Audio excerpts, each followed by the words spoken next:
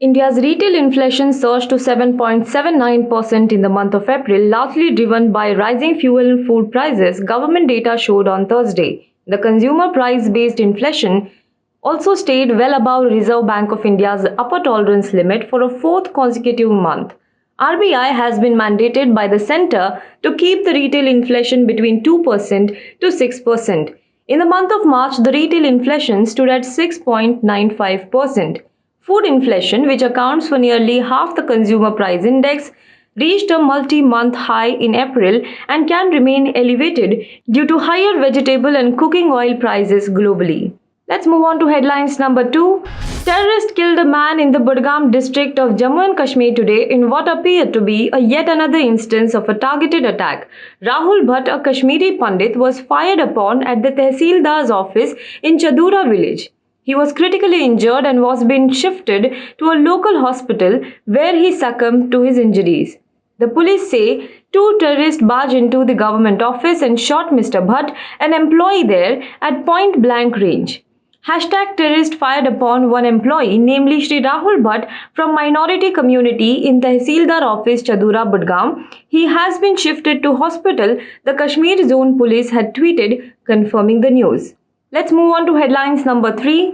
The Allahabad High Court today rejected the petition seeking an inquiry into the history of Taj Mahal. The court dismissed the petition, which asked for opening of the doors of its 22 rooms to see the truth, whatever it is. The issue lie outside the court and should be done by various methodology and should be left with the historians, the court said.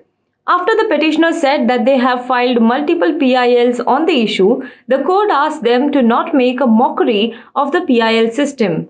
Tomorrow you will ask for permission to see our chambers. Please don't make a mockery of the PIL system, the bench said during a hearing on Thursday. Moving on to headlines number 4. Former Sri Lankan Prime Minister Mahinda Rajapaksa, his politician son Namal and 15 allies were banned from leaving the island country by a local court Thursday over acts of violence against anti-government demonstrators.